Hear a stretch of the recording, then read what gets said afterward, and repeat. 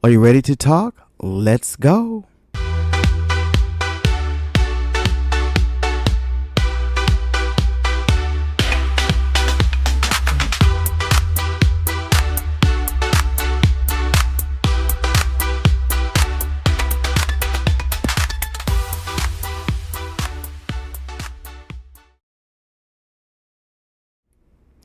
Hello, everyone. Hello, everyone. This is your boy, Carl E. Long, coming to you with Let's Talk with Carl E. Long, the podcast. Yes, the podcast, episode 50.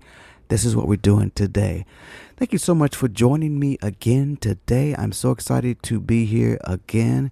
As you know, my episodes are getting a little bit further and further between because, a brother got to go to work. So, haven't had a lot of time to get my weekly, what I'd like to do, podcast in, but I'm never going to give up because I made a promise that I was going to do this. So, hello everyone, and welcome to the show, back to the show.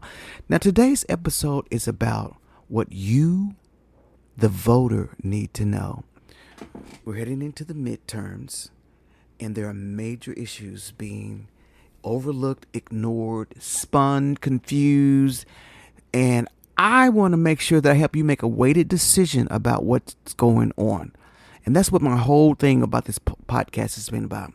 You as the voter deserve to know, have clarity, So right now, there's so much going on, and I just don't know how we're going to make it.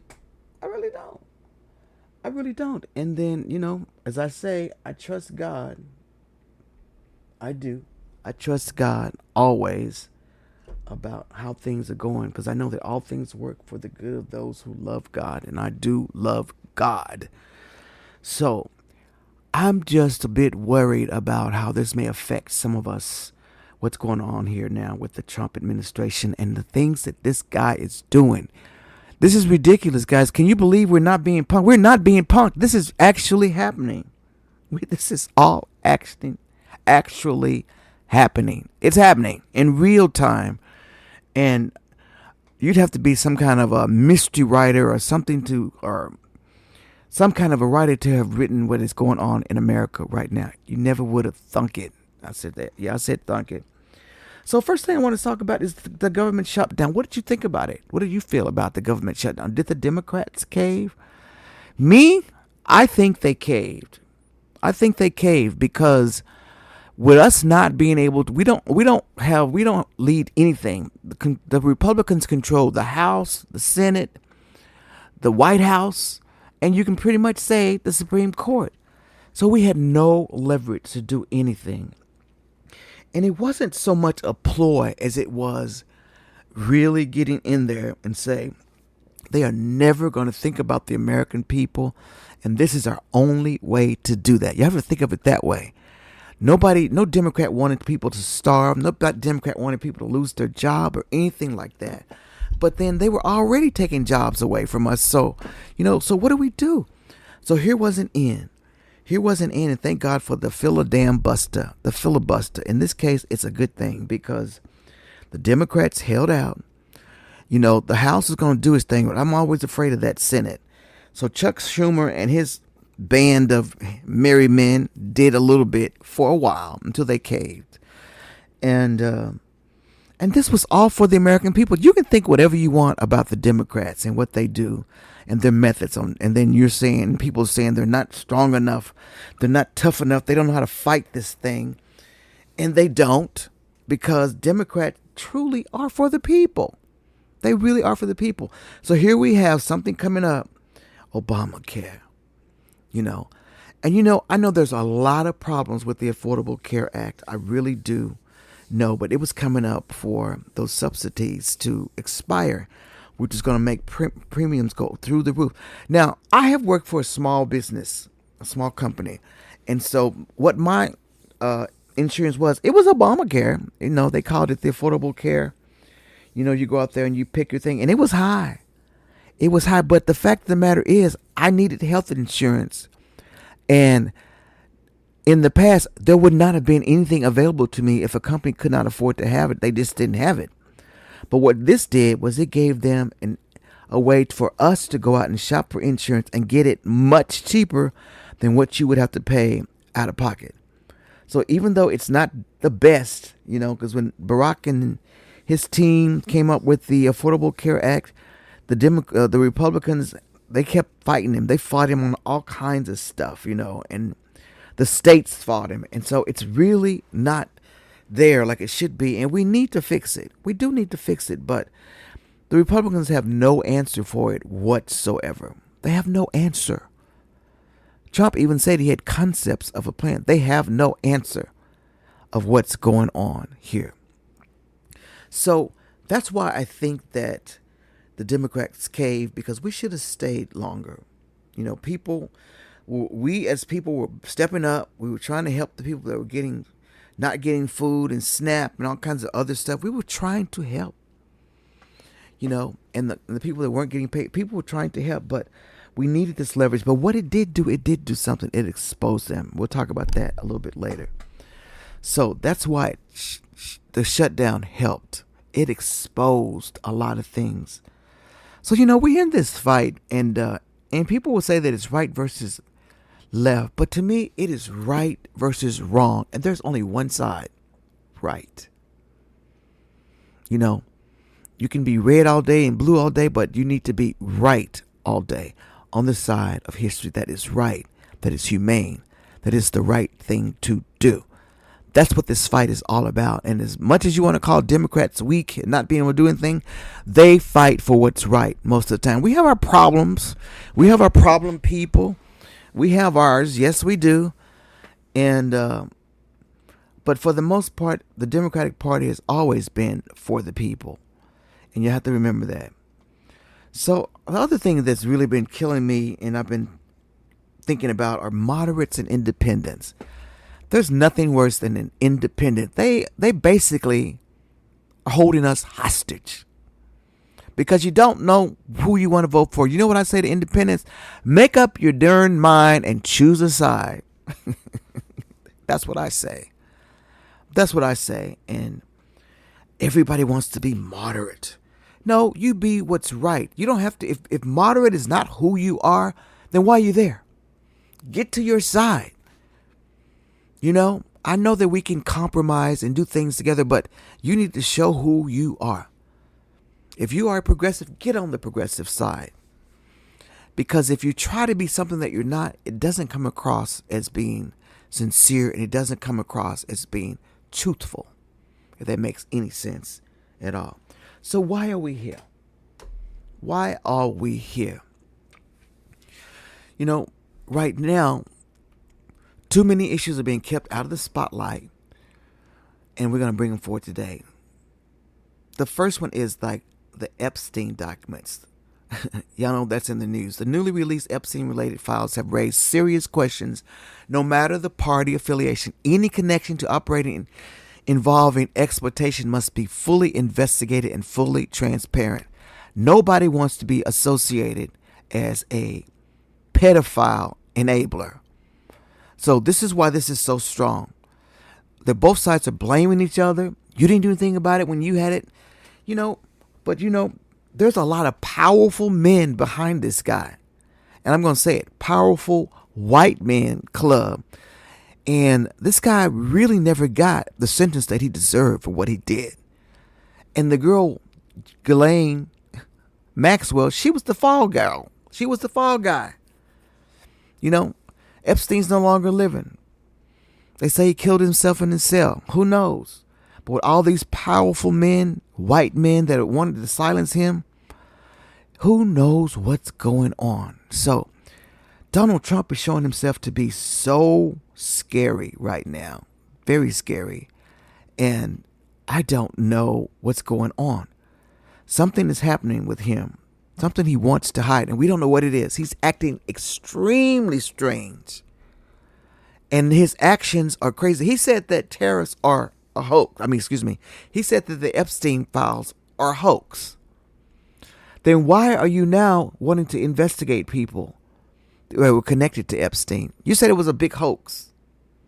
So you see what I'm saying? There's a lot of stuff going on. So the other thing we're going to talk about is tariffs. Let's talk about tariffs. These proposals are being sold as making other countries pay, but the truth is simply tariffs are taxes on American consumers. They raise the price of groceries, clothes, electronics, and cars. In an economy where families are stretched thin, voters must understand exactly how these policies hit your household benefits. So what I want to show you now is just a little thing about, first, let's talk about the Epstein file. I want you to watch this little video that I found on the Epstein files, and we'll talk about it on the other side. Here we go. Oversight Committee on Tuesday released a trove of files involving Jeffrey Epstein's sex trafficking investigations. While the batch includes more than 13 hours of footage outside of Epstein's New York jail cell, search footage from his Palm Beach mansion, and hundreds of court filings, most of the materials were already made public. Definitely. I think there's a whole big cover-up. Today, I'd like to see them release all the Epstein files, not just re-release what they've already released. I don't give a crap who's on that list, Democrat, Republican, whoever. Those people need to be held accountable and they need to be convicted. The so-called Epstein client list first drew public attention back in February, when U.S. Attorney General Pam Bondi claimed the list was sitting on her desk for review. But in July, the Justice Department drew public outcry as it concluded there was, quote, no incriminating client list for Epstein. Since then, dozens of reports have emerged claiming Pam Bondi briefed President Trump in May that his name appeared multiple times in the files, and the DOJ decided not to release any additional documents because materials contain child pornography and the information of victims. I listened to the victims just now at their press conference, and I believe that the victims want that exposed, and I think that that will give them the closure because there's no accountability. The days of sweeping this under the rug are over. We, the survivors, say no more.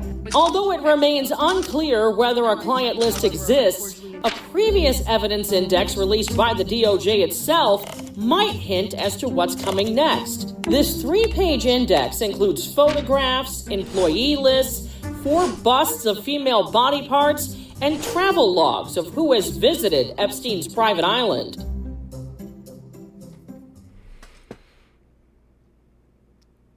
All right, so that was a good little summary of what's going on. So you see what I'm saying?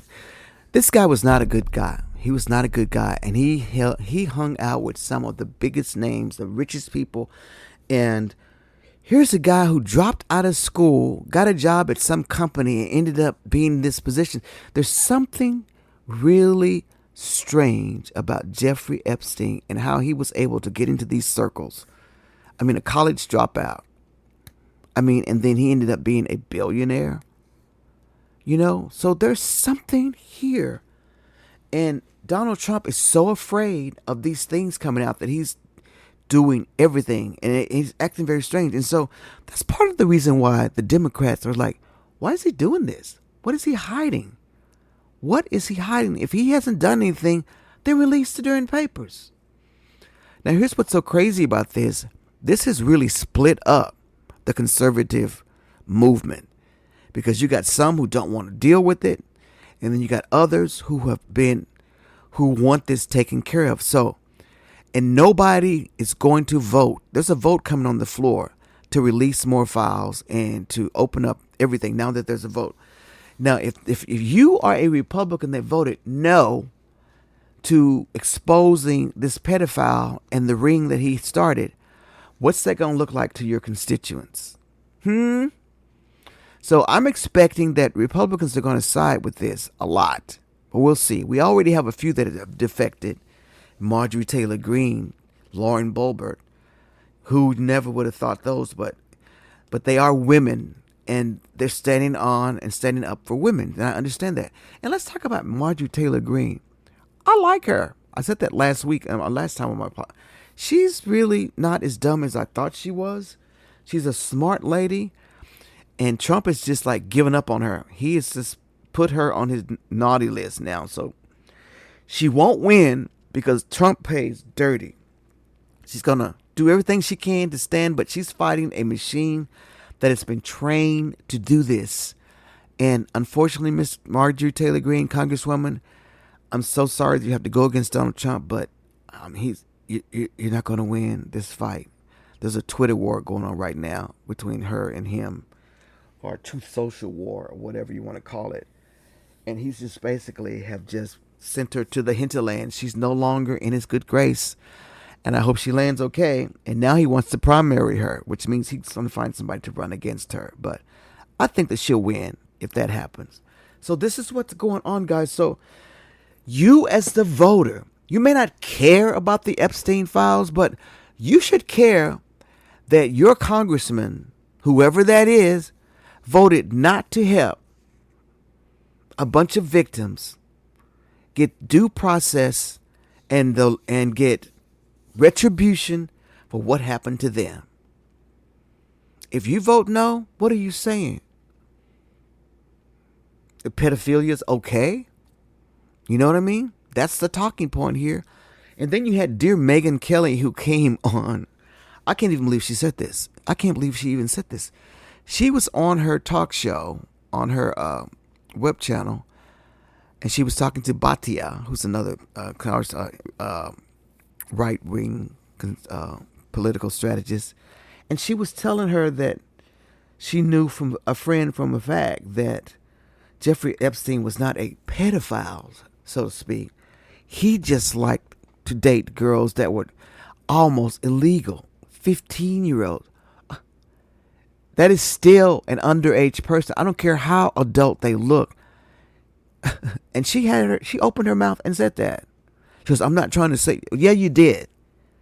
You basically are trying to give this guy a pass because he didn't mess with little kids or little babies or whatever else pedophilia goes. But 15-year-olds, they fall in that category too, dear Megyn Kelly. She's getting a lot of heat for it on Twitter. A lot of heat for saying that. I can't believe she even said it. But anyway, that's what we're dealing with that. Now, I'm telling you, as the voter, let me look into the camera. As the voter, if you don't care about the Epstein files, then fine. But you should care about your congressperson, woman, or congressman, and how they voted on this. If you are a moral person like me, and someone does not want to get to the bottom of what happened to all these young girls, then who are you? You know? Who are you? You should care. And this is not political. This is right versus wrong. I mean, we have Ghislaine Maxwell. Trump is basically, and I can say Trump, I don't know, his lawyer went up there, and they have moved her to a college dormitory kind of prison, and she's getting all this stuff because she sat there and said that Trump never been in her house. And emails already proved that wrong. One of the emails that came out already said that Trump has been, she lied. So there's a big cover up here, guys, and we need to get to the truth because Donald Trump is squirming like a pig in heat. Something is up with that. So you need to care. All right. So that's Epstein files. And the other thing is tariffs. Tariffs and your wallet. Let's talk about tariffs. These proposals are being sold as making other countries pay, but the truth is simple. Tariffs are taxes on the American consumers. They raise the price of groceries, clothes, electronics, and cars. In an economy where families are stretched thin, voters must understand exactly how these policies hit their household budgets. Tariffs are taxes. All right, and for those of you who don't know what tariffs are and you haven't really been thinking about it, I have this guy here that I found, and I'll tell you who he's from here in a minute after I see it started. We'll talk about it, of what tariffs are, and we'll discuss them on the other side and why you need to care about what Donald Trump is doing with tariffs. Here we go. Came into office in January this year. He has raised tariffs on all imports. The impact of these tariffs have roiled the stock market, caused consumer confidence in the economy to drop, inflation expectations to rise, and many to predict a recession or economic slowdown this year. The uncertainty caused by tariffs have also led businesses to pull back on investing. With all this going on, it is important to address what is a tariff, who pays it, and why might we want tariffs in the first place. First, let's start with what is a tariff. According to Oxford Economic, tariffs are taxes imposed by a government on goods and services imported from other countries. So, tariffs are taxes. The question is then, who pays the tariff or the tax? In the case of the United States, tariffs are paid at the time of importation to US customs. So, it's the importer who is responsible for paying the tariff. But if you're the importing business, the question arises as to whether you can pass on the added cost of the tariff. And here there are basically two options. One is to ask the exporter, the business in the other country supplying the good, to pay the tariff. In effect, asking this other business to reduce its price by the amount of the tariff. The second option is for the business importing the good to pass that tariff on to the consumer in the form of higher prices. So, who pays? If the importer is able to get the supplier to reduce the price of the good and thereby pay the tariff, the question is why the importer didn't insist on this price reduction before tariffs were enacted. In most cases, the tariff is paid by the importer and then passed through to the consumer or business. Research on the impact of the first round of US tariffs on China in 2018 during the first Trump administration confirmed this.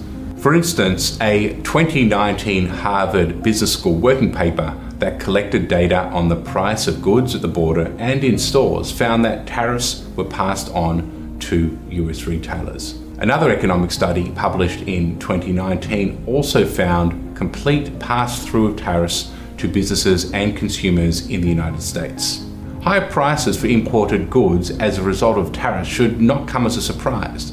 In fact, raising the price of imported goods is often why governments impose tariffs in the first place. By raising the price of imports, this can protect domestic businesses that compete with these products. However, if the imported good is instead used to make other things in the United States, or if there's no replacement for that import, then the tariff makes things more expensive, which makes businesses less competitive. Tariffs are a tax on businesses and consumers. Like all taxes, the economic impact will be mixed, and the impact of the tariff, who pays, will also vary. Ultimately, whether the United States wants to live with higher tariffs requires us to assess the costs and the benefits and to be clear about what the costs are in order to obtain potentially other benefits, such as more investment in those sectors with higher tariffs or protecting certain businesses from competition. To learn more about tariffs and to find expert research on other related topics, go to brookings.edu or click on the link below. Okay, it's called brookings.edu. Yes, and they do a lot of information, education on that, on those tariffs, on different topics. But that was a great little lesson on tariffs. Tariffs are taxes. Do you hear me? Tariffs are taxes. Say it to you again. They're taxes, and they're happening now. Your president, I'm talking to you again, your president has imposed all these tariffs. He has some master plan that doing these tariffs is going to make our country richer. You know, and to Donald Trump's, I'll give him this. This is not something that he just did whimsically. I looked at some older footage of him years and years ago before he was even thinking about being president, and he was still on this kick about tariffs. But he's a businessman. He pays taxes and tariffs, and this has nothing to do with the American people. This has everything to do with Donald Trump and his businesses. That's why he knows so much about it. Do you understand what I mean? He thinks he's doing something for the American people, but he just rolled back some tariffs on certain things because they were making the economy worse and making affordability hard. So, Mr. Trump, if you said the tariffs are not hurting the economy, why did you roll them back? You were wrong. You were wrong.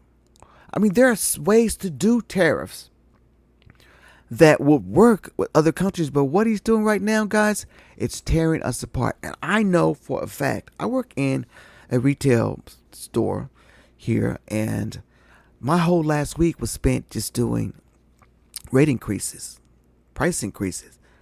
And normally Whenever we have prices changes, it's usually like marking things down or, getting deals. But no, this was a complete exercise in raising stuff up. So I know for a fact, and the reason they gave us was the changing economy and business, which, in other words, they didn't want to say it, tariffs. A lot of our merchandise comes from overseas. So again, the consumer is paying for that. So when you go to the ballot box and you're voting for a Republican, you're voting for tariffs. Are you listening to me? Moderates, independents, especially. Are you listening to me? And all you Democrats that decided that Donald Trump was going to be so good for the economy that you voted for him. Are you listening? This man knows nothing what he's doing. And if he does know what he's doing, it's not about you. It's going to be about him. Why can't y'all get that? Why can't y'all get that? Well, that's a little lesson on tariffs. And I'm giving you things that when you go to that ballot box for the midterms, you need to think. You don't need to know who to vote for, but you don't need to vote Republican at all. I'm just going to put it out there. Until they get off the stand of what some of these things, and they're following Donald Trump no matter what because they're afraid of him. Some believe different things, but they're never going to say it. So your safest bet is to vote Democratic all the way down. You can get an independent in there, here and there. But if you vote for Republican, do your research and know where they stand on the issue that you are voting for. Otherwise, we're never going to get out of this mess until we get them out of office. All right. So the other thing I want to talk about is in the news is SNAP benefits. Now, SNAP benefits kind of got caught up in the fire of the government shutdown because they weren't funded. There was no continuing resolution. And this was kind of a perfect deal because whether you know it or not, the Republicans have already put some things in place that was going to hit this anyways. It's in Project 2025. Here's what they believe.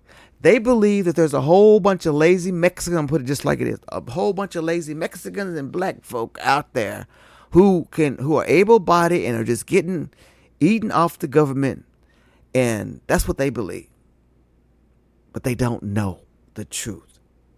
Sure, there's fraud. There's always a little fraud. Somebody's out there on it that shouldn't be on it. Probably should have got off a long time and hadn't reported to the government. But it's not the kind of fraud that they think that deserves this. I mean, you've got seniors. My mom used to get a little bit of thing. My sister's very ill. She gets a little bit of supplement because she can't work, and that helps them out. Times are hard. Things are expensive. I have two sisters that gotten up in age and they've gotten their health. It's failed them. And so they get a little assistance. It's not much, but it helps. It helps. Every little bit helps. And we thank God that we have a government that does that. It's for children, parents who don't have work, but their kids need to eat. So the government gives you something to feed the kids, to feed your children. It's for seniors. Social Security is good and everything, but sometimes it's not enough if you don't work anymore. It helps. You lose your job. You can't find a job, but you need to eat. This little SNAP benefits will help you get a little food to survive. But Republicans don't see this, guys, and this is what the government shutdown did. It exposed them. They kept trying to blame it on the Democrats. No, it exposed you very much. So, SNAP benefits and struggling families. I mean, Republicans' proposals targeting SNAP don't hit freeloaders. They hit families. They hit kids. They hit seniors who depend on this program to eat. Cutting food assistance during a time of rising inflation tells you everything about where priorities lie. You listening to me? Cutting food. SNAP is food. It's not money. It's food. Remember that. That's what they're doing. Cutting food out of the mouth of children. So then the other thing is, I want to play you a little something on about the SNAP benefits, and we'll talk about it coming back. Okay, here we go. O'Brien with the impact on food benefits, even with an end in sight for the shutdown. Good morning, Jay. Good morning, Robin. Even with an end to this record-breaking shutdown in sight, food banks across the country say they're seeing a surge in demand with lines wrapping around the block. Organizers in Seattle warning the effects of the shutdown will linger even after the government is ultimately funded, as those 42 million Americans relying on SNAP federal food assistance and the 1.4 million federal workers who've been going unpaid for weeks start to get back on their feet. Meantime, those tens of millions of Americans who rely on SNAP are still in limbo. Many are only getting partial payments of their benefits this month. As a court battle over SNAP plays out, the USDA now in a memo is demanding states to, quote, immediately undo any full payments that were made for the month of November. A federal judge is blocking enforcement of that memo this morning, accusing the Trump administration of, quote, trying to play vindictive games with critical food assistance. But there is a glimmer of hope here. If this government funding package does pass the House, it will fund SNAP until September 2026. George. Joe O'Brien, thanks. Did y'all see that? Democrats did not go in there to make people starve and not get food. But Republicans are using that to bargain with. Give the people their money. This country was not built on that. We take care of our fellow brothers and sisters. We do. So I want you to remember that. Republicans tried to stall it. They were suing. It had to go to federal court to get the benefits. There was a residual fund. They didn't want to happen to pay these. I mean, it's like it's an emergency fund. If the government shut down, they try to keep things like the Social Security. Thank God I still got my little check. And food things flowing. They wouldn't release it. So remember that when you go into those booths. SNAP is food and food alone. It has nothing to do with anything, And they're playing. And the Democrats were not doing this on purpose. Our shutdown was to get things taken care of because we have no voting power otherwise, unless it's in a situation like this with the filibuster in place. Thank God we were able to leverage a little bit, even though we had the ones that caved. And people might say we didn't get what we wanted. They promised, I want you to hear this again, they promised to negotiate all these things and make resolutions. Now, Mike, the Speaker of the House, he stood up there and said that he might negotiate it. I mean, you know what? So they are so good at not keeping their word. That's what Democrats were afraid of. So you ones of those senators that voted, and we know all of your names, we do. If they don't come through with their word and they do not do any kind of negotiating on this, shame on you. Chuck Schumer, your days are numbered. Your days are numbered, dude. You messed us up the last shutdown, and now you're trying to do the right thing, but your days are pretty much numbered. We don't need you to be the leader of anything anymore. You've done a great job with what you've done, but it's time to go. You messed this up terribly. Okay. So y'all saw that little piece on the lines that people have. And this was not an intentional. It was not an intentional. But we had to fight. Everybody says they wanted Democrats to fight, and they're fighting. I say we a lot. It's like I'm a politician, but I feel a part of this fight because that was humane. And again, we're back to the thing. Is it right or is it wrong? There we go. Now, the other thing that's going to be a big thing at the voting booth is going to be the health care crisis and the Affordable Care Act. Millions of Americans are facing a health care crisis. I already talked about this a little bit. Republicans continue to push for dismantling the Affordable Care Act without offering a serious replacement. If protections are removed or gutted, more than 42 million Americans could see skyrocketing premiums or lose coverage entirely. Instead of strengthening healthcare access, this administration has chosen to avoid discussing real solutions. Healthcare is not a political talking point. It's a lifeline. Do y'all get me? Health care. Why can't we get this right in this country? I'm talking to the insurance companies. I'm talking to the pharmaceutical companies. Why are y'all doing this to the American people? I mean, it's so much about the capitalistic dollar in this country that we've lost our humanity. Health care. So let me let you hear this thing about, I found this is a local station in Texas. I got to figure out what city they are. And they are talking to an expert about what the Republicans are trying to do with health care, even though they haven't totally rebuilt Obamacare, as they like to call it, when it's time to repeal it. But they're doing a lot of things that will affect it on the side. See, Republicans are sneaky. They'll stop this program and this program. You know, like I live in the state of Texas, and we never did take the Medicare option that was available with the Affordable Care Act, which would have helped us. We didn't take it because our state didn't want to do it. You know, the way they had Barack set this up, they got us in such a bind that you really can't fix the darn thing. You know what I mean? There are other ways that this could happen. And I'm kind of with Bernie Sanders on the Medicare for all. Why not? They already take it out of your check anyway. Why not? Boost it up. We could have done it.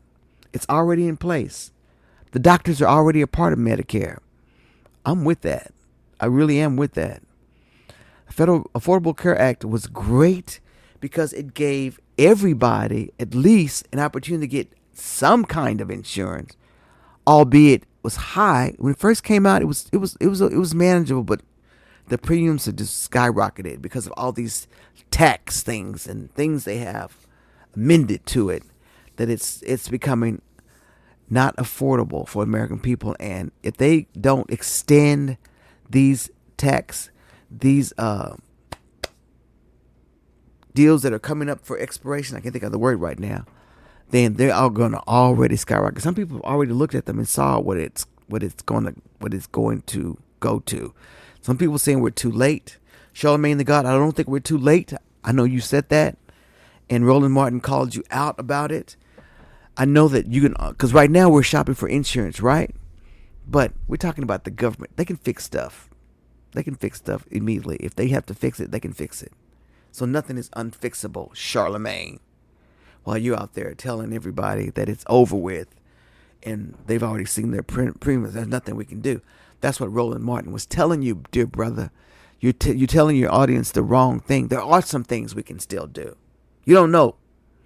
You kind of made that assumption, which I don't know where you got your information. Okay, so let's look at this on the Affordable Care Act. This is an expert telling you what's going on and explaining a little bit more about that. And we'll talk about it on the other side. Here we go. Is expected to have a significant impact on health care, as you heard there, particularly here in Texas. The nonpartisan Congressional Budget Office estimates it could slash spending on Medicaid and the Affordable Care Act marketplaces by about $1 trillion over the next decade. The CBO predicts that plan could lead to nearly 12 million more people losing their health care coverage, which would affect our state. KFF Health News reports that Texas has about 15% of its population on Medicaid. Here to help us understand more of that impact is that journalism outlet's senior correspondent, Renuka Ryasam.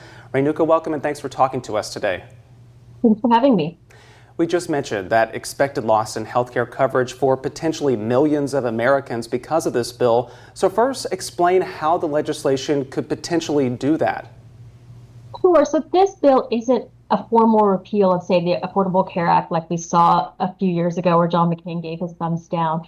Instead, this is a bill that takes aim at a lot of the architecture that keeps our healthcare system and healthcare coverage in this country in place.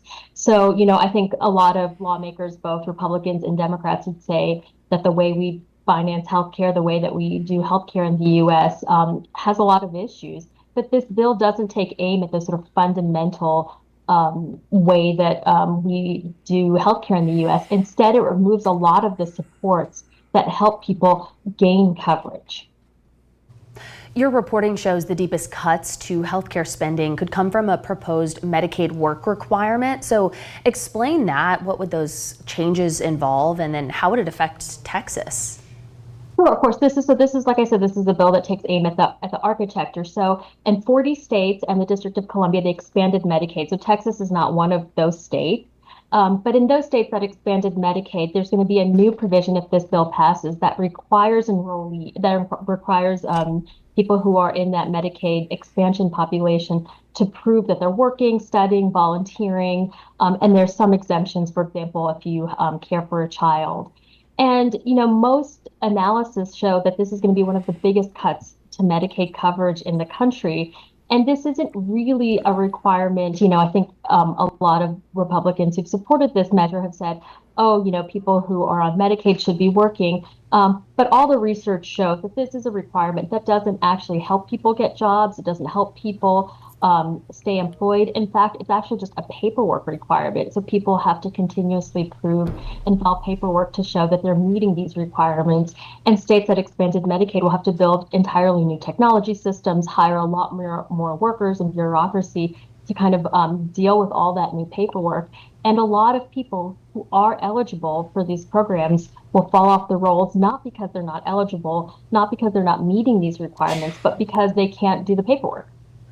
Well, there is also a lot of talk recently about this bill hitting rural hospitals especially hard. Why is that exactly?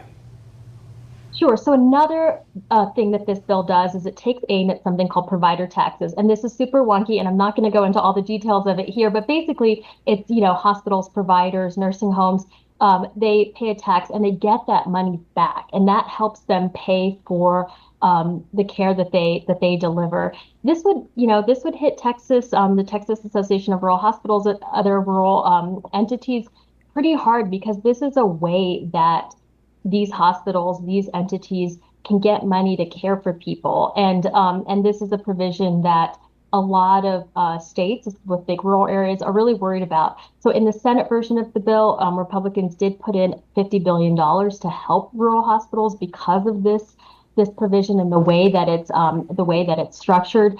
But there's going to be a lot of states competing for that pot of money. And there are some estimates. The House version of the bill, the Senate version passed really quickly, so there hasn't been a ton of analysis on it.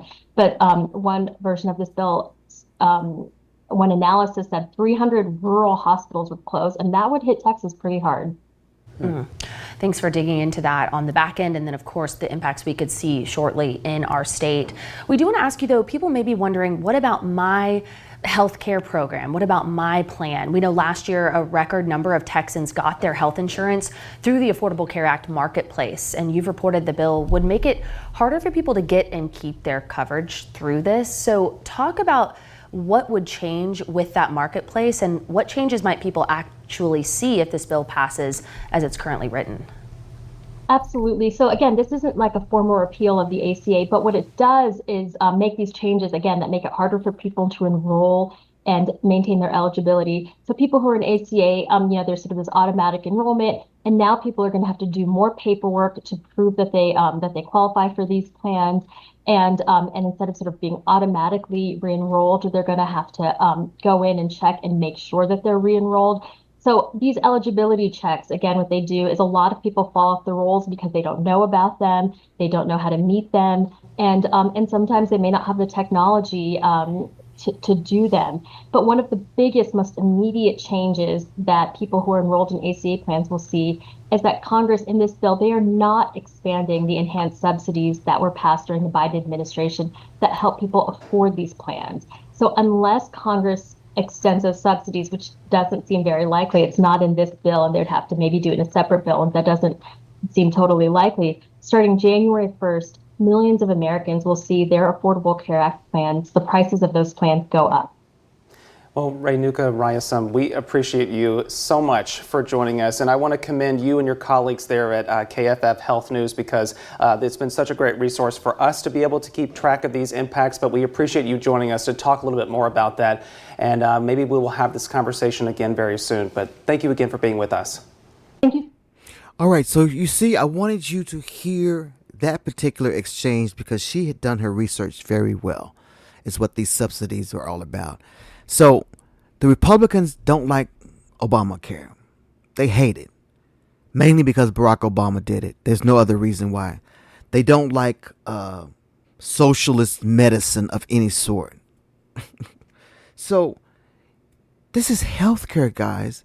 So what they're doing is you could, when you go out to the Affordable Care and you go and pick a plan, the way that it worked for me, working for a small business when I worked for a small company, if I didn't pick anything, I could have to go out and pick some stuff. It would suggest the things that I had last time and just kind of just renew. You still have to go out and acknowledge it and say, yeah, I still wanted it, whatever. That's easy. But right now, they're going to bury these people in paperwork and make them prove things. And it's going to be to a point where people won't even try. That's dirty.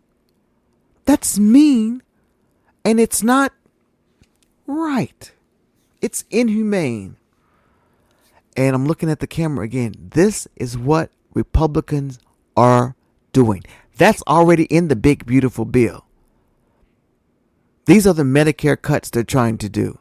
That's already in the big, beautiful bill. So what's happening now? January's here.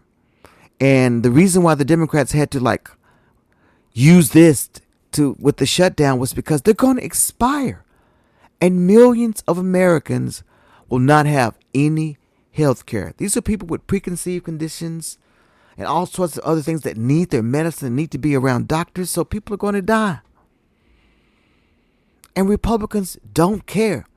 They have no solution. They have nothing to offer. We could listen to this.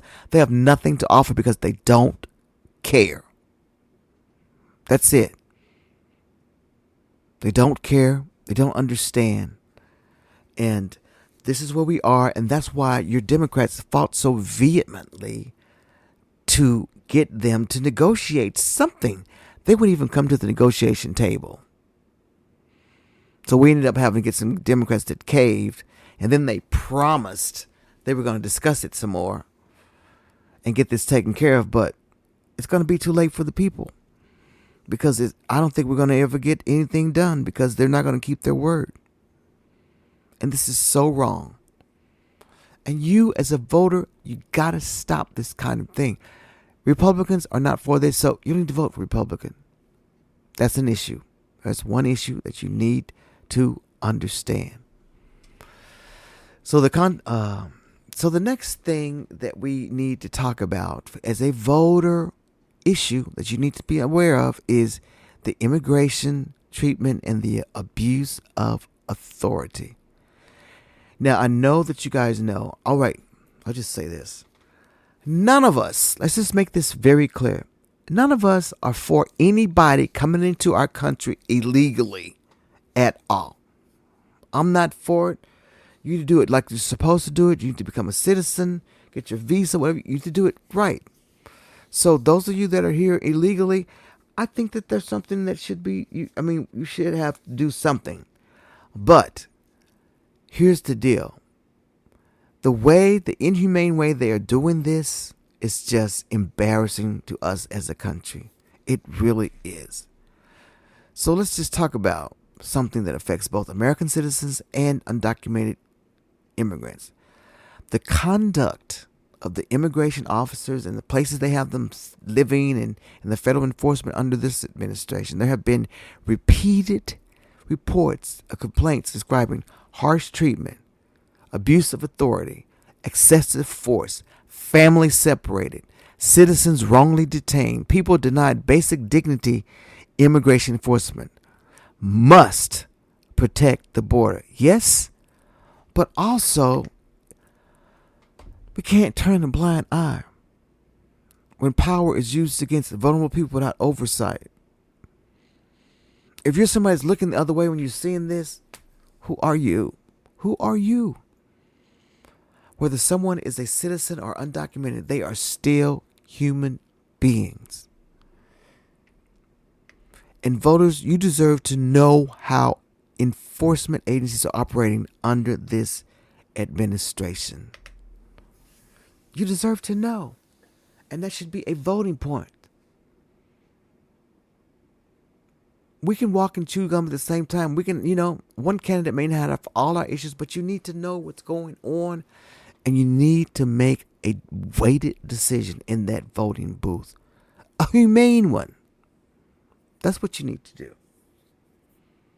So let me just play you this thing I found about, this is a rights group from a human rights group that did some investigating on the conditions of some of the holding places for immigrants that are being held for violation of being in this country illegally or whatever.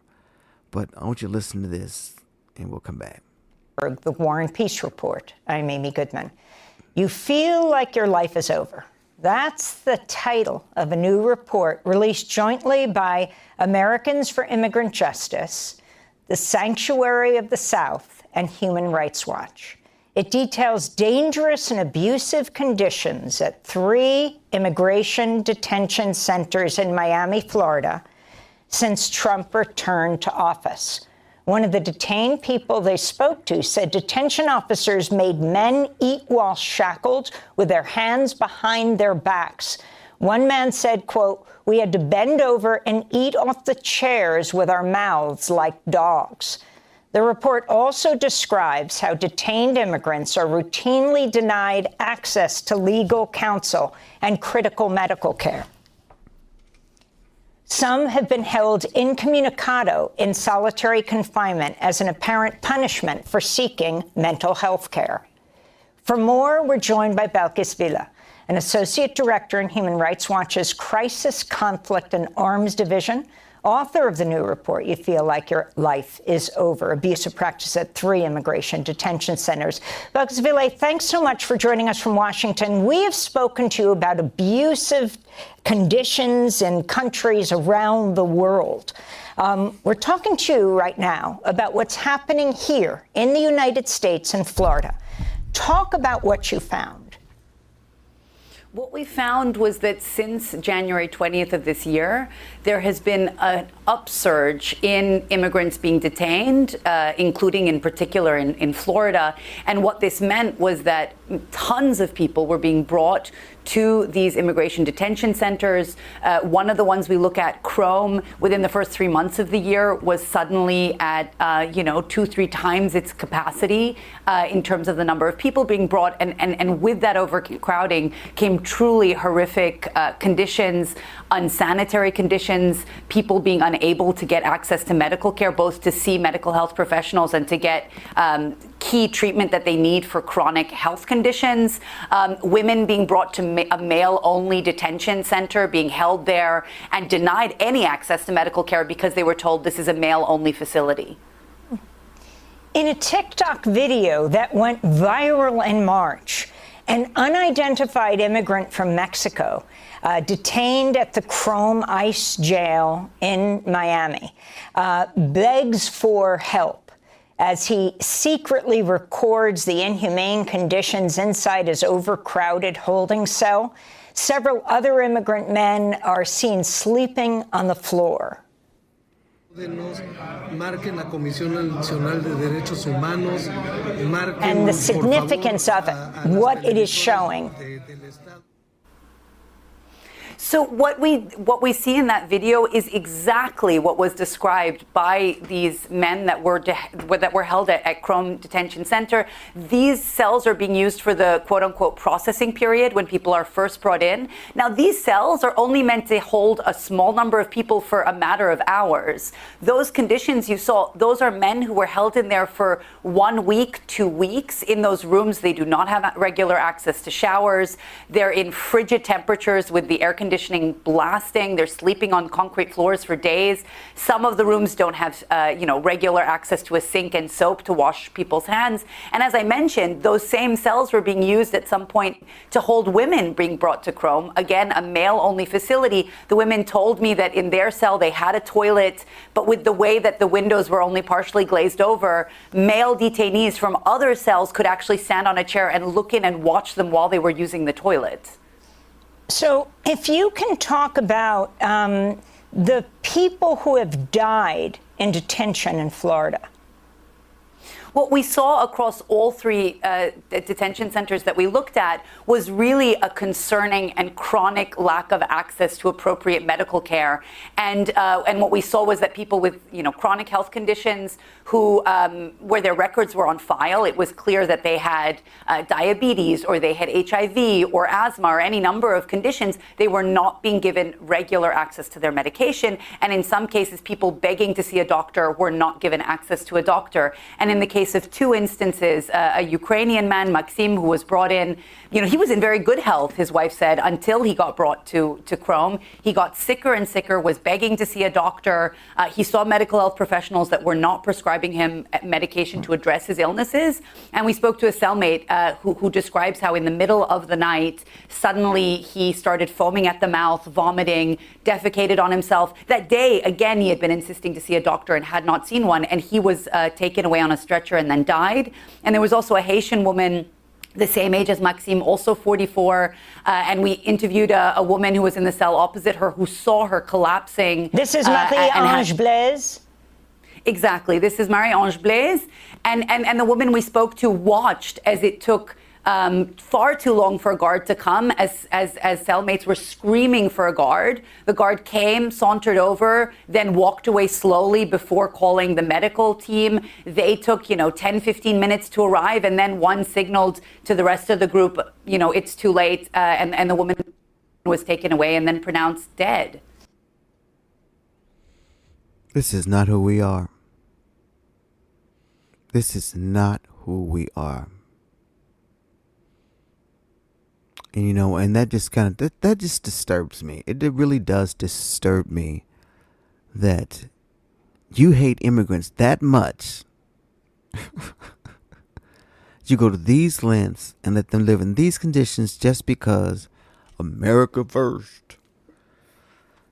Such a travesty. Right versus wrong. Which side are you on? Republicans are not on this side. And I said at the beginning, most Americans do not want people detained, and stay over here without going through some sort of a due process and let them get their right paperwork. If they don't get their paperwork, then they go home. But you got to do this in a humane way. And this is not it. So that's one of the ones that really, really kind of burns me when I see it. At first, I wasn't so.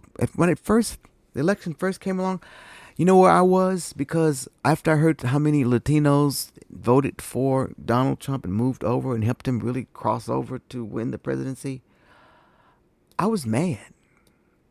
And I was like, that's what y'all get. That's what I was saying. But that didn't last long because I'm not that person. I wasn't that person. As much as I try to be. But I was upset at that time. So now we're finding out. And I'm telling you, if there's a whole grove of Hispanic people that still vote for these Republicans, they can't vote for Donald Trump anymore because he's done. We think I would just be outdone. Because y'all are part of the reason why we have him here.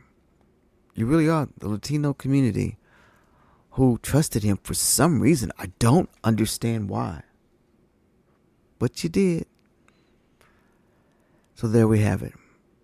All right. So next item that's going to be a ballot box item is the Venezuela incident and lack of oversight. I'm talking about Trump is going out and bombing boats, shipping boats. Don't know who's on there, One of the Democratic strategists made a little thing on. He was on a roundtable show, Abby Phillips' roundtable show, and he made the thing about how do we know there's not girlfriends or babies or something else on these boats with them? How do we not know? And Donald Trump basically said, if we see one, we're going to shoot them and they're going to die. We're going to kill them. He said it. They don't even care.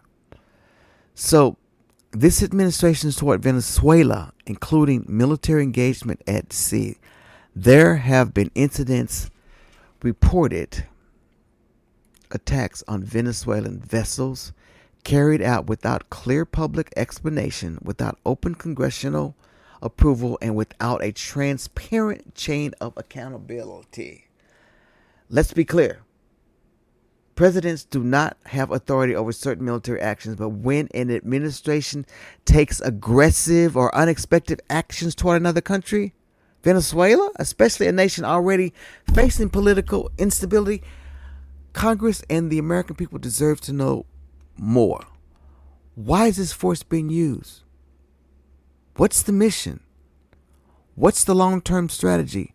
Who authorized it? And most importantly, what are the risks? Now, this is the reason why Congress can declare war and not Senate, not the president, because the way that the forefathers saw it, and this was very smart of them, there are representatives for your community all the way down to my representative is Jasmine Crockett for District 30 in my congressional district. So she's going to be the one that votes for us. So if I'm telling Jasmine in my district, we do not want to go to war, do not do that, she has to represent her constituency when she makes that vote. So in essence, we the people are deciding if we want to go to war or not. Got it? Okay. So foreign policy should not be conducted in shadows. And when military action begin without public debate or congressional oversight, voters must pay close attention. You deserve to know what is being done in your name and your tax dollars, because when we go to war and Congress does it, it's because we said it was okay. You allowed your congressman to go back there and vote and say, my constituents say yes, because they represent us.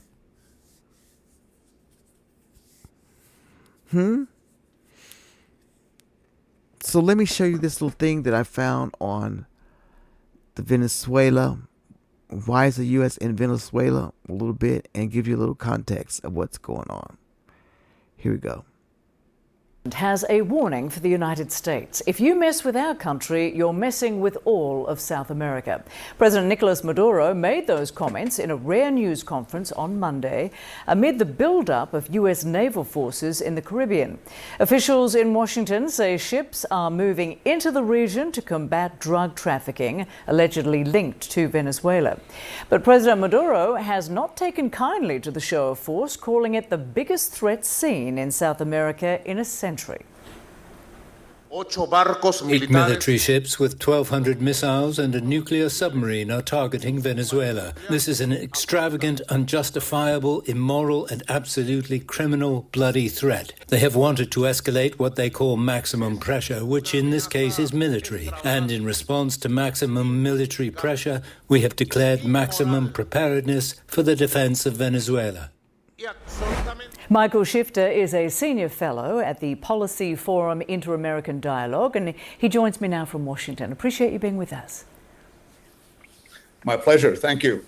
So why are U.S. warships heading toward Venezuela? What's the likely plan, and how long would you expect this fully loaded U.S. flotilla to remain off the coast of that country?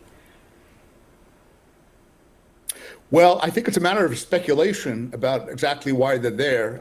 The stated reason is to combat drug trafficking. And the president of Venezuela, Nicolas Maduro, has been labeled a narco-terrorist by the Trump administration. And so this is the stated rationale for the presence of this flotilla. But it really is extremely heavy, unusually heavy, unprecedented. So there's a lot of speculation that there may be other objectives in mind, including a strike, a military strike in Venezuela, or possibly even taking out Maduro himself. So I think there's a lot of speculation about what's actually involved, and the flotilla will probably be there for a while, probably another couple of weeks. And Venezuela's dictator Nicolas Maduro is claiming the U.S. plans to invade Venezuela. How likely is that, though? Even a limited strike, perhaps, on the country? Yeah, I think an invasion is really out of the question. There are 4,000 Marines that are on this flotilla. An invasion would require 100,000 troops. Venezuela is a huge country. It's a complex country. It's a big country. And so this is not really realistic. Whether there's a surgical strike on some laboratory or some other target, that's conceivable, but it's not without risk. You don't know what that could set off. And I think the United States has to be extremely careful. I think there's a lot of peril in this, and there could be mistakes, and that could be extremely costly. Why is the U.S. going to war with Venezuela? Because Donald Trump is bombing boats. We don't want to go into a war with Venezuela. Drug trafficking is wrong. Cartels are scary. Yes. But Donald Trump, you can't just do this crap. You and Pete Hegseth over there just bombing people. And these people talking about retaliating. I thought you were the president of peace. That's what I'm saying, guys. He is a liar. And there's something behind Maduro. I'm telling you, there is a personal angle. There always is with Donald Trump. There always is. Jeez. So that's scary. That's scary. And a reason you should understand what's going on. Talk to your congressman. Are we going to war with Venezuela? What is going on? And then finally, lies, deception, and the disregard for public. We cannot ignore the repeated misinformation, which is the reason why I do this podcast. Misinformation and deception coming from political leaders in the administration. When politicians lie to you while campaigning, they will absolutely lie to you while they're in office. Do y'all get that? There seems to be no truth thing around. The truth is like low rated now. You know, and when leaders twist facts and rewrite statements to deny what we all saw with our own eyes, that's not leadership. That is manipulation. Manipulation. So I want to let's listen to this pastor who has just realized something, which I don't know what took him so long, but let's talk about it. We'll come back. The Lord has really convicted my heart about a few things recently in regard to Donald Trump. And I know this may upset many in the church, but remember, this is my conviction and I'm only sharing. And I'll start by saying that I voted for him. Not one time, not 2 times, but 3 times.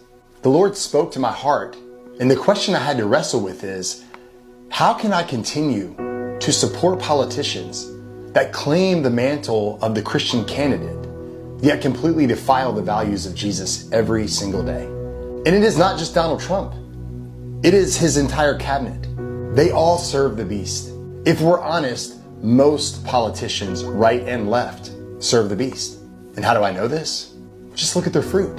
And not only that, but the Bible makes it clear that if anyone is going to inherit earthly kingdoms and glory, they must bow to the dragon first.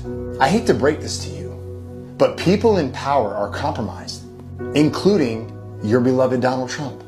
Donald Trump has and is corrupting the minds of many Christians. This man has been used by the enemy to sear the consciences of many Christians. What many deemed as a moral character 10 years ago now cheer it on, even if it counters what the Lord Jesus Christ teaches. And this is just facts.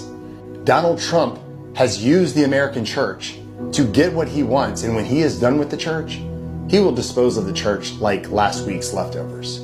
Many have made Donald Trump an idol. And how do I know? Everything he promises points to earthly security, which is what many in the church desire. They don't really desire Jesus. They desire comfort and abundance. They desire an earthly leader who will save them from any form of struggle, suffering, and threats. Many are no different than those who followed Jesus during his earthly ministry because they wanted an earthly king to save them from the temporal struggles when Jesus was there to save them from their spiritual struggles. When he didn't give them what they wanted, they abandoned him and gave him up for crucifixion. I am afraid many in the church have their eyes fixed on earthly matters when God is calling his church to fix their eyes on heavenly matters. One glaring message I'm learning from Revelation is, empire is the beast, and Christians are never to get behind empire. The gospel of the kingdom subverts worldly empires. When we twist the subversive words of Jesus to prop up worldly empires, we are not serving Jesus, we are serving the beast. And many in the church are serving the beast and don't even realize it. Church, we can't fix our gaze upon the kingdom of this world while fixing our gaze upon the kingdom of God. There is a clear distinction between the two. You can only serve one. It's time to choose. The question is, which one will you choose? I always like to play those videos of people that have been transformed. It took him 3. Why can't you see this, Christian people? Donald Trump is no Christian. He's not even religious. I mean, this is, and then, don't get me started with that one. But thank you, Pastor Sir. His name is Salim something or other. I can't think of his name, but on TikTok. And that was a good word to hear that he gave us. So I appreciate that. All right, so after all this stuff I talked about, what does this mean for you? What does it mean for you, the voter? So what all this means for you, it means your vote matters. It means you deserve real information, not spin. It means you have the right to hold every leader accountable, Republican or Democrat, doesn't matter. So what we must demand answers to. Here are the questions this administration must answer. What do the Epstein documents reveal? How much would tariffs raise the cost of living for Americans?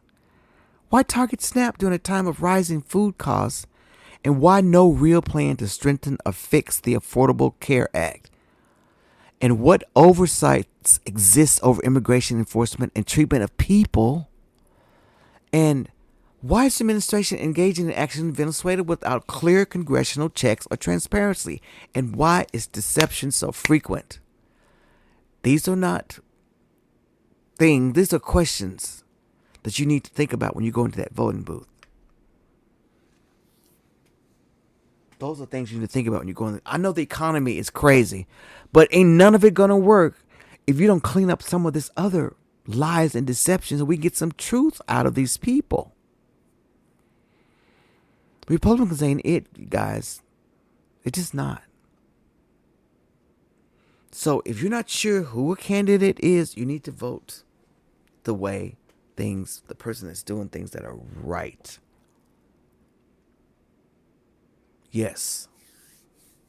Not on the right. They're doing things right versus wrong. That's how I vote. That's who I am. I'm not tribal. I'm not going to vote Democratic just because. But if the Republicans ever had an issue of mine that was on this, I would vote for it. But they don't. What they believe in is some craziness to me. All right, I had one other little deal here about the Affordable Care Act and listening to. Let me just play it for you. This is kind of funny. This just tells you how the MAGA team just doesn't even know what they're following. They're just following Trump. But this is funny. And the guy that starts it off, he's one of my favorite TikTok followers, TikTok people that I follow. He was doing the whole election. He was there giving us insight, but I like what he said right here. So check this out. So I haven't been posting lately because I just been tired of everything that's going on. But I want to show y'all why MAGA are the most dumbest people in the world, y'all. Like, we can't reach out to these people. They are brain dead. They don't know a goddamn thing. I'm going to show y'all a video of what these stupid mega voters don't know. Check this out right here. And which plan do you support, Obamacare or the Affordable Care Act? The Affordable Care Act. And what is it about Obamacare that you do not like? I just think that there's a lot of holes in it and it needs to be revamped. What do you agree with, Obamacare or the Affordable Care Act? I'm more towards the Affordable Care Act. So the Affordable Health Care Act is still a better option than Obamacare? Yes. So the Affordable Care Act is more affordable than Obamacare? Just the name says it all. Do you agree with the Affordable Care Act or Obamacare? The affordable. And why do you prefer the Affordable Care Act over Obamacare? I just don't agree with the whole Obamacare policy thing that's going on. I just don't agree with it. Do you support Obamacare or the Affordable Care Act? I guess the Affordable Care Act? And why do you prefer the Affordable Care Act over Obamacare? I'm not really sure.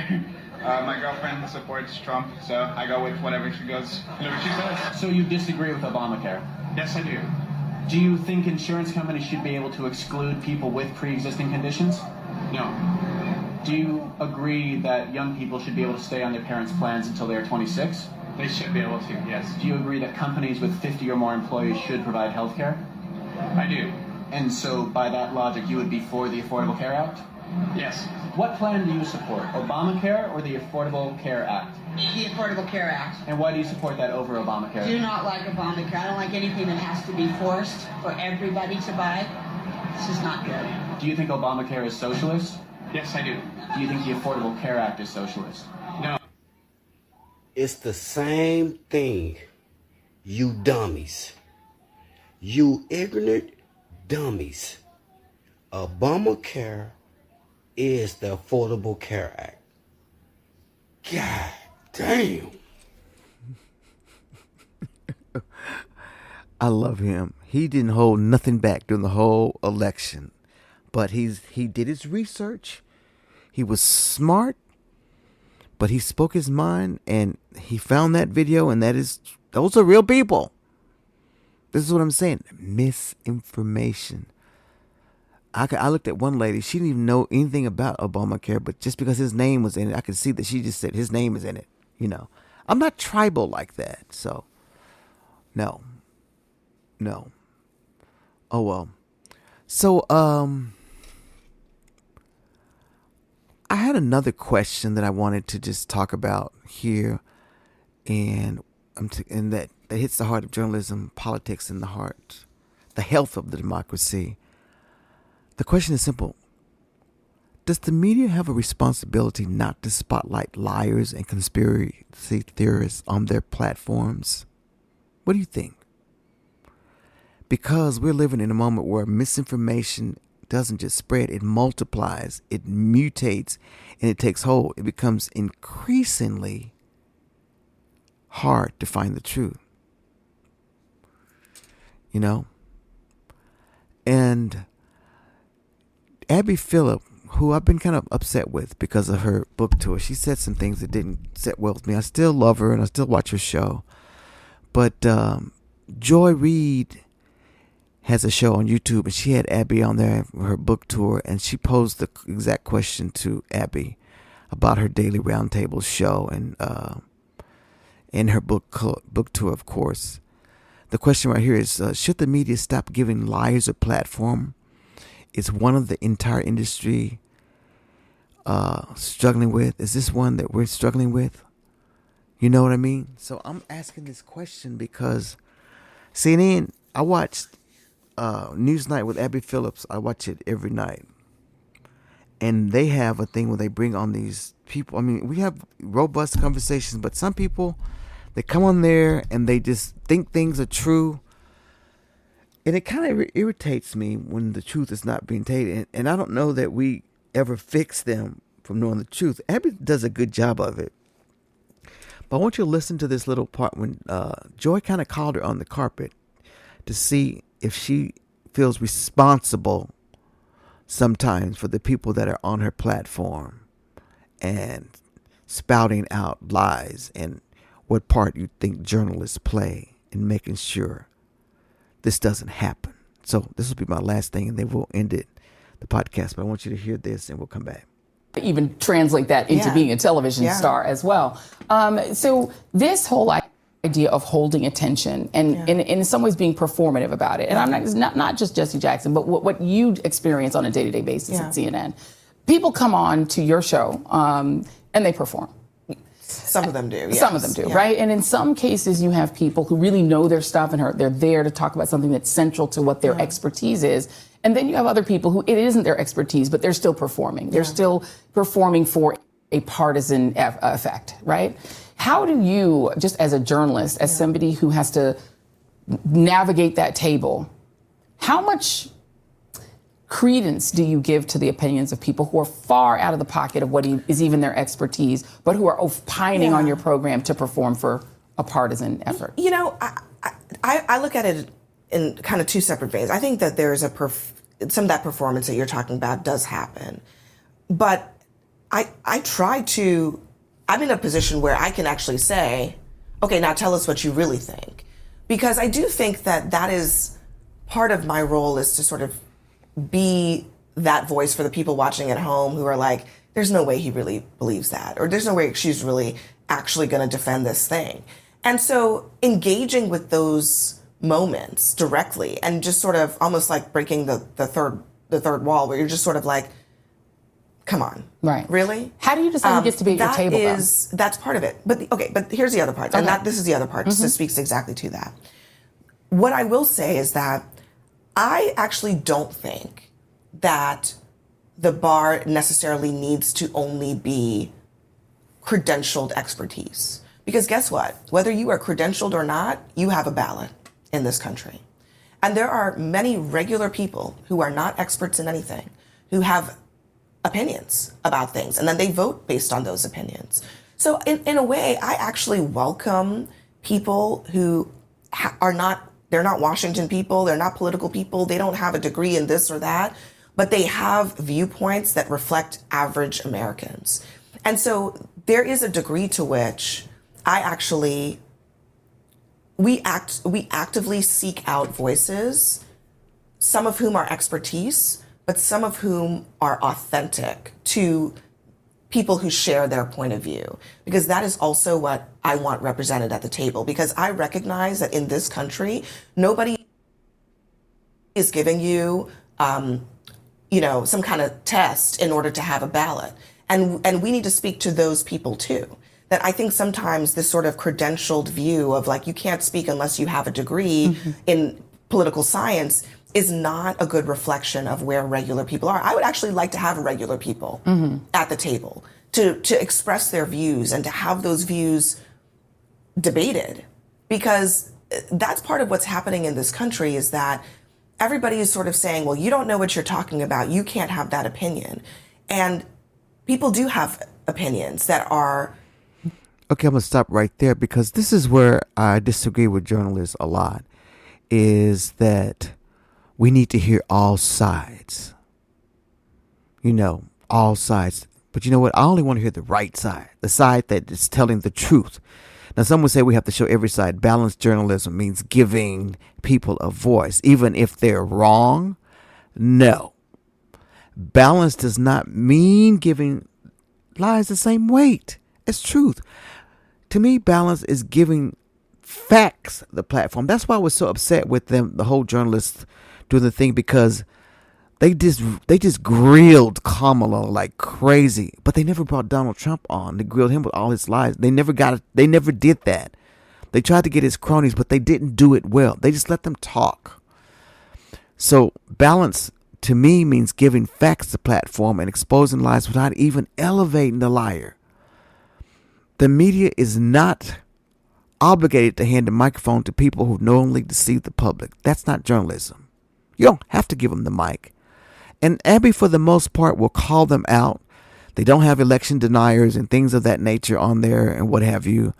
But there are times when I think, why does she have Jillian Michaels in here talking about slavery and how she's doing it? And sometimes even Scott Jennings will say things, what? But it's like, that's not journalism to me.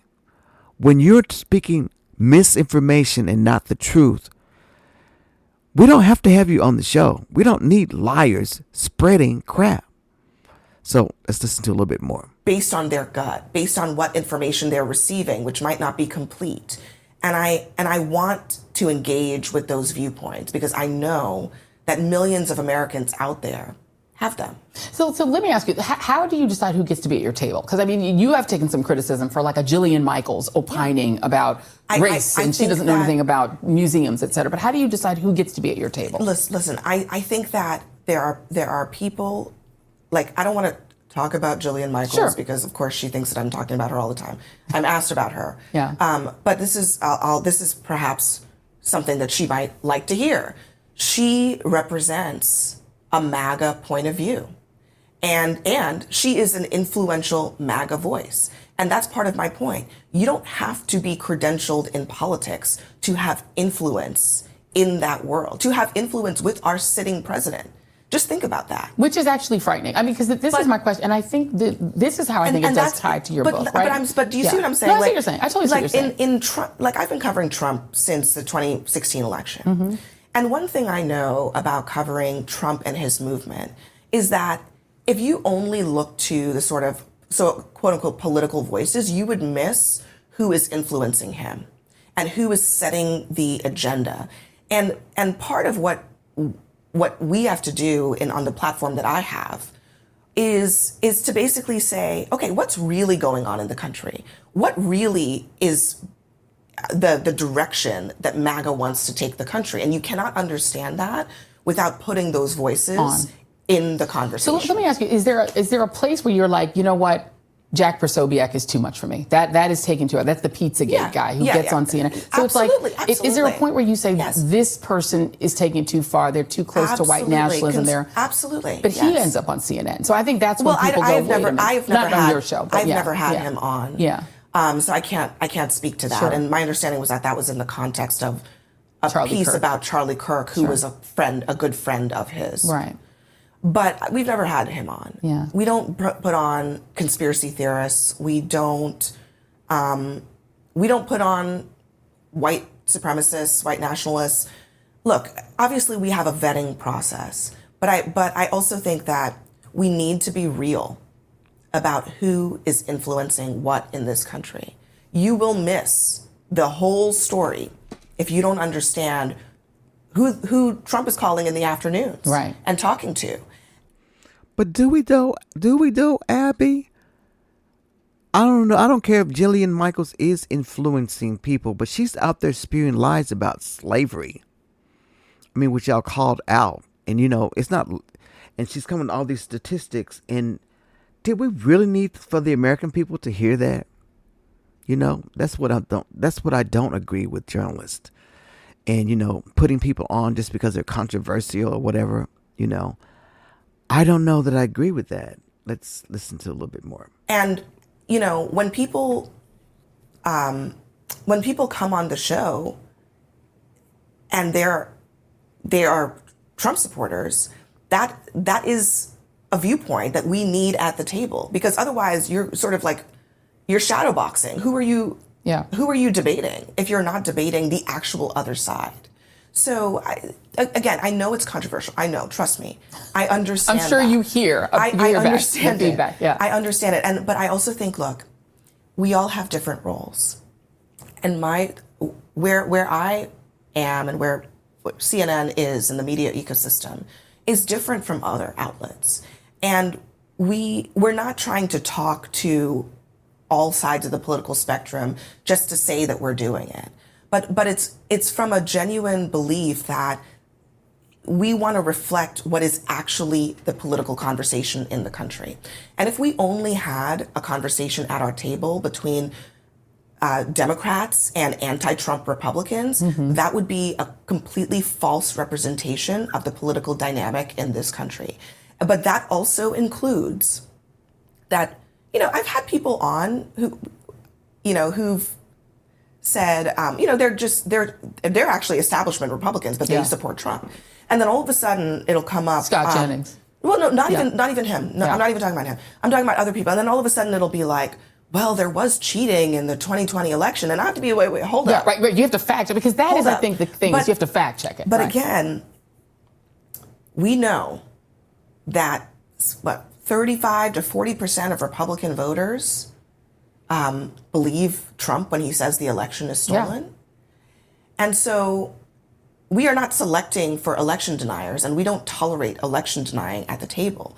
But just know that there's like more than a quarter of the country that has those viewpoints, or even if they agree that Joe Biden won, they'll still say like, oh, there was cheat, with a caveat that there was cheating. All of that gets checked and corrected at the table. But even when we don't know that that's their viewpoint, sometimes it comes up and we're like, wait, whoa. Yeah. But guess what? That is this great country that we are in. Well, they are here, they are voting, and we have to address that head on. Right. And all right. So if you want to watch this full interview with Joy Reid and Abby, go to joyreid.com on her show, on the Joy Reid show on YouTube. You can find it very easily and listen to this whole exchange. She was talking about her book she did on Jesse Jackson, which I think is a great book and everything. But this is a conversation that I like to have. My best friend is a journalist, and I had this conversation with him. I said, do y'all have to? You know, sometimes I wonder why you have to do this story. Why do you even have to cover that? You know, but I mean, a story's a story. So I want journalists to be like the Jim Acostas, the Joy Reids, the ones the Don Lemons who didn't take the corporate mumbo jumbo and did what they said. And when a person came on there with blatant lies, you stood up and you put your job on the line just for what was right. That's what I like. I don't like this both sides business. You got to hear from the other side. No, I don't. If they have wrong or opposing views, I don't need to hear from them. I don't. So, you know, I think you should amplify truth tellers more than you do liars. Get the truth to people out there. These are experts, community leaders, citizens. What's wrong with that? One time, Abby made an assertion that we're not MSNBC. Maybe you should be a little bit more. Because a lot of people you bring on just because you want to be showing that you're both siding or you're being equal balance or whatever. It's fine if they're telling the truth, but if they are liars, we don't need them to get that platform. If that makes any sense to anybody. So does this person add clarity or do they add chaos? I mean, if they have a pattern that shows a history of lying or conspiracy theorists and now they're doing okay and they just like disavowed things, I don't trust that. Don't book them. If we have decades of evidence showing that giving liars a platform does not expose them, it empowers them.